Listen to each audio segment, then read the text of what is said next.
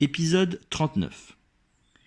L'île de Crète méritait bien sa réputation de cité prospère.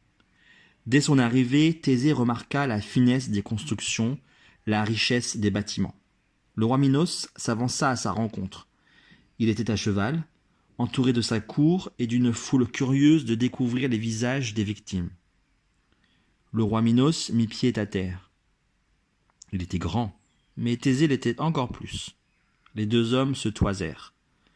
Habilement, Thésée posa un genou au sol, ce qui obligea Minos à se pencher pour le relever. Leurs regards se croisèrent de près et Thésée sentit aussitôt qu'une haine puissante habitait le roi. Ce soir-là, les jeunes gens venus d'Athènes furent invités au palais du roi. Un banquet était préparé pour eux. Ils y firent honneur. Le roi Minos était surpris de les voir aussi joyeux, comme inconscient du sort qui les attendait. Thésée était assis entre le roi et sa fille Ariane. Il ne cessait de plaisanter avec elle. Le rire d'Ariane égayait le dîner. Vers la fin de la soirée, agacé, Minos demanda à Thésée : « Vos compagnons ignorent-ils qu'ils seront livrés demain au Minotaure ?» D'un ton un peu provocateur, Thésée répondit : « Non, mais ils me font confiance pour vaincre votre monstre. » Minos eut un petit sourire aigre. « Ah oui, mais il ne vous suffira pas de triompher du Minotaure.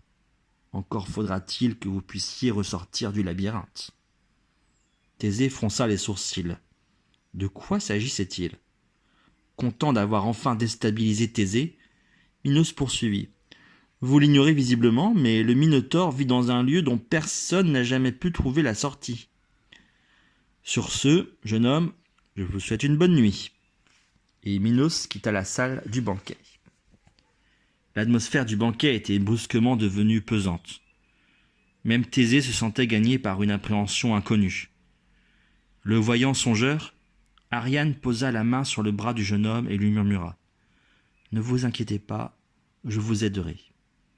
Venez me retrouver dans 1 heure sur le port. » Puis, elle fila dans la nuit. Depuis qu'elle était née, Ariane connaissait l'existence du Minotaure. Les servantes du palais baissaient la voix pour en parler. La jeune fille savait que ce monstre hideux était sorti du ventre de sa mère. Elle avait 10 ans lorsque les derniers jeunes gens d'Athènes avaient été dévorés par le monstre. Elle se souvenait encore de leur arrivée silencieuse au port. Elle savait que la bête était enfermée dans une partie interdite du palais de son père. Une lourde porte en barricadait l'entrée, et cette porte était surveillée en permanence par 2 gardes armés. Parfois, Ariane et sa petite sœur Phèdre jouaient à se faire peur. Elle s'approchait tout doucement de l'entrée, mais elle n'allait jamais plus loin. La nuit, Ariane faisait des cauchemars. Elle imaginait le Minotaure franchissant la porte et se jetant sur elle pour la dévorer. D'autres fois, le monstre lui parlait et l'appelait « Petite sœur, petite sœur ». Ces nuits-là, elle se réveillait en hurlant, mais sa mère ne l'entendait pas, et la petite princesse restait seule, la peur au ventre. Les yeux ouverts dans le noir, elle sentait presque le souffle des naseaux du monstre s'approcher. Le cœur battant violemment, elle guettait l'aube. Elle n'avait jamais confié à personne ses terreurs nocturnes. Le palais de Minos était étrangement construit, avec tous ses couloirs, ses salles et ses chambres. Il était très difficile de ne pas s'y perdre. Ariane et les enfants du palais adoraient y jouer à cache-cache. Un jour, Ariane s'était cachée avec l'un d'entre eux. Il l'avait entraîné dans un endroit si secret que personne ne les trouvait.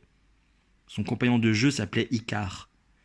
C'était le fils de l'architecte qui avait construit le palais de son père. Voilà pourquoi il en connaissait tous les recoins mieux que personne. Fier d'avoir gagné l'admiration de la fille du roi, Icare en avait rajouté. « Et ce n'est pas tout. Mon père, Dédale, m'a aussi raconté comment il a construit le labyrinthe du Minotaure. »« Oh !»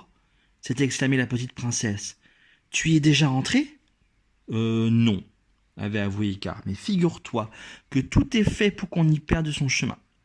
Tu tournes à l'infini, tu vas de couloir en couloir, tu prends une direction qui te conduit à une impasse, tu dois rebrousser chemin, tu arrives dans un autre couloir, tu ne sais plus s'il faut aller à gauche ou à droite, tu n'as aucun repère, tu ne peux que te perdre. » Ariane, étonnée, avait murmuré. « Personne ne peut en ressortir ? Même pas ton père ? » Non, avait répondu Icare. Je l'ai entendu dire qu'il avait volontairement perdu les plans. Une fois entré dans le labyrinthe, personne ne peut en sortir. Ces mots tournaient en boucle dans la tête d'Ariane, le soir où elle rencontra Thésée et en tomba aussitôt amoureuse. La jeune femme ne pouvait imaginer une seconde laisser le bel Athénien dans ce piège. Mais comment réussirait-elle à l'en sortir ?